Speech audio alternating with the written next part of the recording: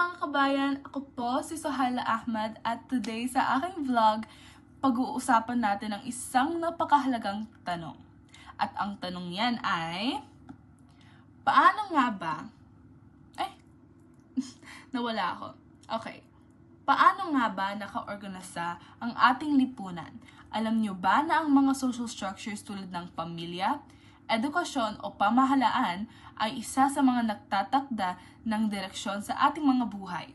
At syempre kasama na rin dito ang mga alintuntuning sinusod natin mula sa formal na batas hanggang sa mga hindi nasusulat na social norms.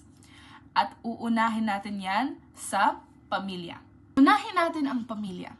Ito ang pundasyon ng ating lipunan. Dito tayo unang natututo ng tamang asal, respeto at pakikipagkapwa-tao. Dito rin natin nasisimulan ang ating pag-unawa sa mga alintuntunin at kaugalian. Sa loob ng pamilya, may mga role tayong ginagampanan. Halimbawa, ang mga magulang ang pangunahing responsable sa pagtuturo ng mga anak nila ang tama at mali. Sa ganitong paraan, naiimpluwensyahan nila ang ugali at asal ng kanilang mga anak. Kaya naman, ang mga simpleng opo at po, pati na rin ang pagmamano ay ibahagi sa ating social norms. Sunod naman ay ang edukasyon. Isa ito sa mga pinakamahalagang institusyon sa lipunan dahil dito tayo natututo ng kaalaman at kasanayan na makakatulong sa ating kinabukasan.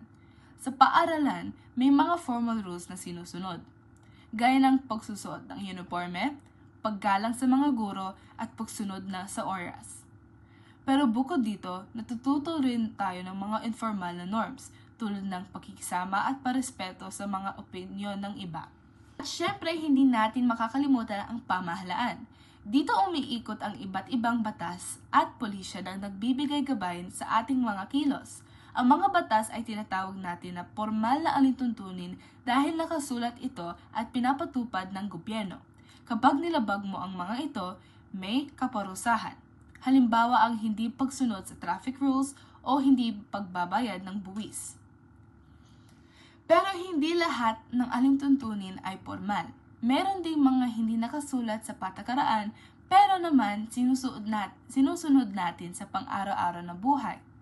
Halimbawa ang paggalang sa mga matanda o ang pag-alok ng upuan sa mga nakakatanda sa jeepney. Ito ang mga social norms na hindi naman isinulat sa batas ay mahalaga pa rin sa ating kultura. Kung iisipin natin na mahalaga ang mga social structures na ito na ang mga pamilya, edukasyon at ang mga pamahalaan dahil sila ay nagbibigay ng balangkas kung paano tayo kumikilos at nakikipag-ugnayan sa iba. Kasama na rito ang mga alintuntunin sinusunod natin para manatili ang kaayusan at pagkakaisa sa ating komunidad. Maraming salamat sa pagsasama sa akin ngayon sa aking vlog. Kung may mga tanong o karandagang opinyon kayo tungkol sa aking topic, huwag na mahiyang magtanong at mag-comment lang sa ibaba.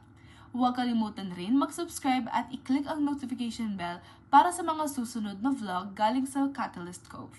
Kita-kits tayo muli! Paalam!